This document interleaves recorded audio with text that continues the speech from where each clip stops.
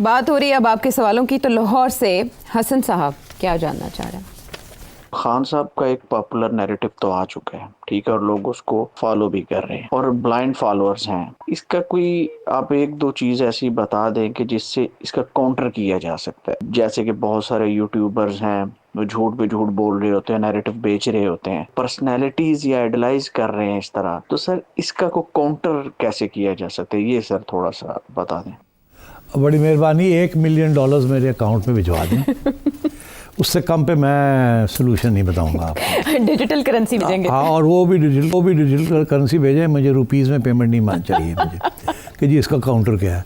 वो सारी लगी हुई है इसका काउंटर ढूंढने के लिए, सारी गवर्नमेंट लगी हुई है काउंटर ढूंढने के लिए, उनको समझ नहीं आ रही है काउंटर कहाँ से। और आप मुझे कह रहे हैं यहाँ बैठ के मैं आपको काउंटर बता दूँ, बड़ी ज़्यादती है। बात यह है जी कि जो इस वक्त स्ट्रेटजी चल रही है ना काउंटर करने की, मैं आपको बता देता हूँ वो क्या है और ये भी कि वो क्यों कामयाब नहीं हो रही।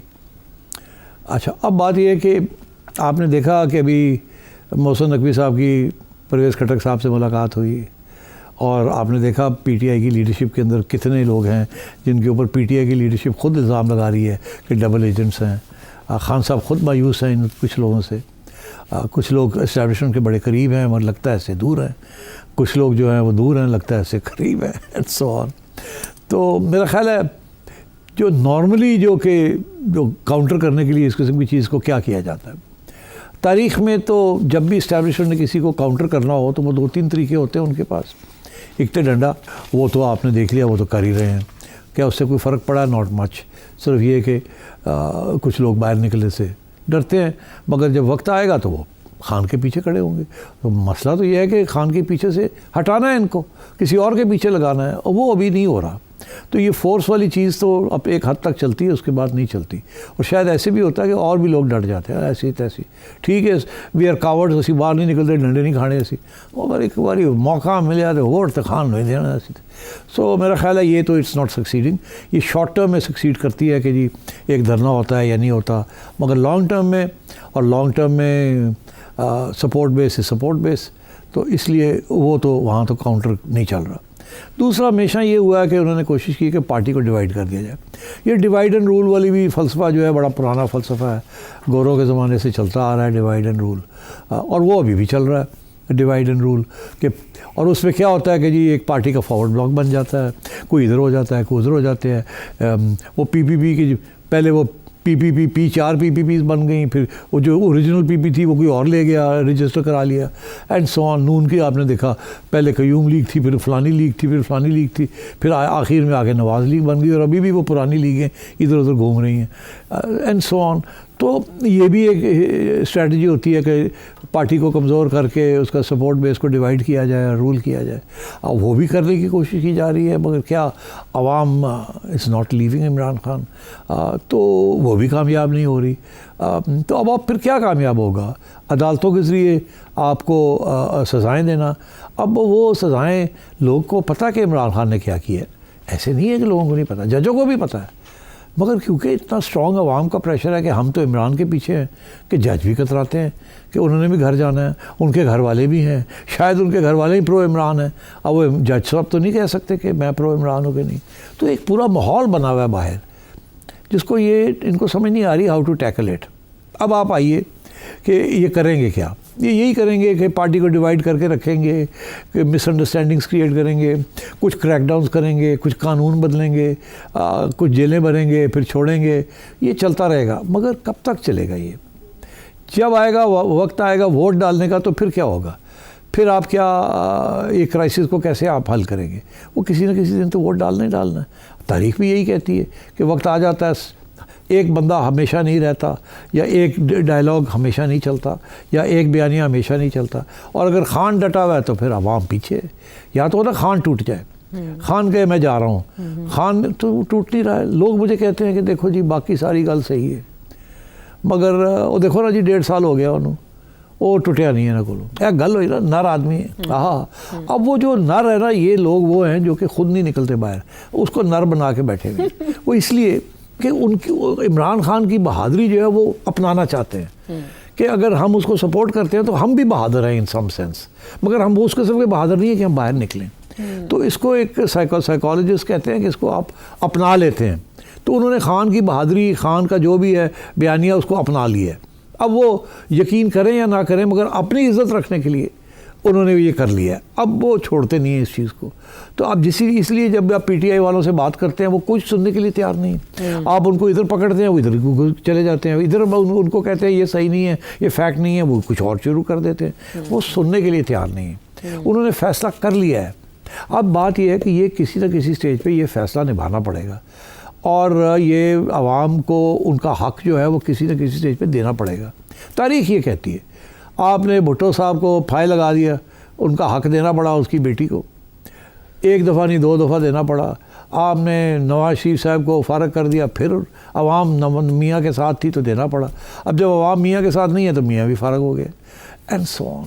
तो अब बात यह है कि इस वक्त अवाम इमरान के साथ है। अब वो कौन सी अवाम है, कितनी अवाम है? केपी की अवाम है, पंजाब की अवाम है, बलूचिस्तान तो खैर नाइदर है नो देयर, वो अपना ही खाता, उनका खुला हुआ है ट्राइबल। और कराची में आपको पता ही है कितनी डिवीजन्स हैं, Urdu speakers, Sindhi speakers, Punjabi speakers, Pashto speakers, और कब मिली जुली खिचड़ी पकी हुई है कराची में। बट पंजाब एंड के पी मेजॉरिटी, पंजाब एंड के पी 70%, 80%, 70%। तो वो जो ले जाता है पंजाब के पी वो गवर्नमेंट बना लेता है, अल्लाह खैर सला। और so this is where we are now. अब इशू यही बनेगा, आज खान साहब सामने आए, आके कहें कि जी बयान दें, मैं तैयार हूँ टू एक्सेप्ट ये जो कुछ हुआ गलत हुआ, मगर मैं इसको मानता हूँ कि इसको चलाना पड़ेगा for the sake of the country. मेरे साथ ज़्यादती की गई, मगर मैं वो भी कौड़ा कोट करने तैयार हाँ। चलो जी अगे आओ, मुल्क वास्ते हुण दसो इलैक्शन किदों कराने जे, और मैंने दसो किस तरह फ्री एंड फेयर होंगे। और मैं ये वादा करता हूँ कि कोई इंतकामी कार्रवाई नहीं होगी। इनफैक्ट आप कानून आपके साथ मिलके बना लेंगे ताकि इंतकामी कार्रवाई ना हो, और जुडिशरी को और स्ट्रॉन्ग करेंगे ताकि कल को अगर मैं कोई गड़बड़ करूँ तो वो जुडिशरी अपने पाँव पे खड़ी रहे। कोई इस किस्म की बात करे ना, आगे आके रास्ता बनाए ना, फिर मुश्किल हो जाएगी इस गवर्नमेंट के लिए उसको डिनाई करना। तो खान को काउंटर करने का एक ही तरीका है कि खान को वापस मेन स्ट्रीम लाया जाए, उसको मेन स्ट्रीम से बाहर ना निकाला जाए। इस वक्त जो सोच हो रही है वो यही हो रही है, इसको किसी तरीके से ख़त्म किया जाए। ख़त्म नहीं है होनी पीटीआई, ये पीटीआई उस दिन ही ख़त्म होगी जब खान ख़त्म होगा, और ख़ान उस दिन ख़त्म होगा जब आवाम इसको रिजेक्ट कर देगी। अभी खान को रिजेक्ट करने के मूड में नहीं है आवाम। आप इलेक्शन करा लेते, जब इमरान को निकाला था तो आवाम ने इसको रिजेक्ट कर दिया था, मगर आपने वो चांस मिस कर दी। उसके बाद आपने जिस किस्म की इकोनॉमिक पॉलिसीज़ फॉलो की हैं, आवाम आपको माफ़ करने के लिए तैयार नहीं है। अब कोई फ़ायदा नहीं है ये कहना कि अब 4% पे इन्फ्लेशन आ गई है, अब मईशत फिर चल गई है। इससे आवाम दे डोंट वो कह नहीं है, छठो पर नाइदर है नो देयर। हमने जो हमारे साथ जो हुआ है वो आप कैसे भूल सकते हैं। और एक्चुअली रियल इनकम्स आवाम की तो गिरी है ना, with all this inflation and all this price rises. So ठीक है, अब आपका अब आगे और नहीं इतनी बुरी हालत होगी, मगर जो हो चुकी है उसको आप क्या करेंगे। तो इसलिए you need to move towards a compromise with Khan. Both Khan and the establishment and the government need to move together. अगर आपने इस मुल्क को स्टेबल करना है तो आपने खान को मेन स्ट्रीम में वापस लाना है, और ख़ान ने अगर मेन स्ट्रीम में वापस आना है तो खान को भी कॉम्प्रोमाइज़ करनी पड़ेगी for the sake of the country, democracy, constitution, parliament, law. तो ये दो हाथ से ताली बजनी है। खान ख़त्म नहीं हो सकता और इस्टेब्लिशमेंट ख़त्म नहीं हो सकती। ठीक है, ये हकीकतें हैं मुल्क की। लेकिन इसी से आपके जवाब से जुड़ा एक सवाल, इरफान कुरैशी साहब रावलपिंडी।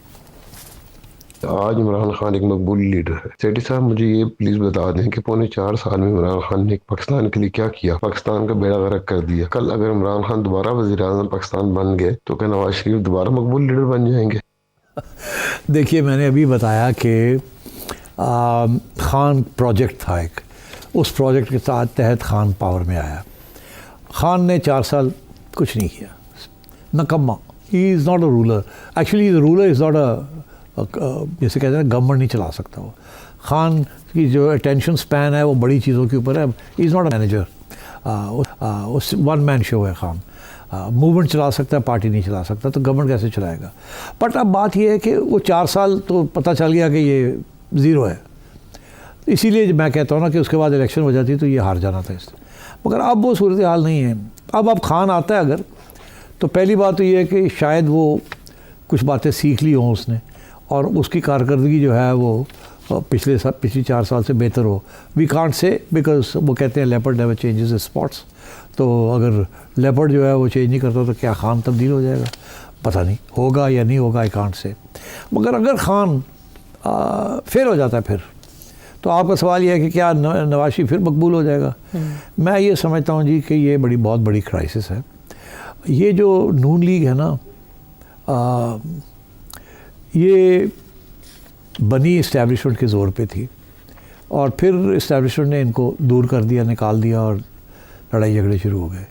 अब ये फिर अब इस्टेब्लिशमेंट के कंधों के ऊपर चढ़ के आए हैं और आवाम जिस मूड में है इनको फॉरगिव करने के लिए तैयार नहीं है।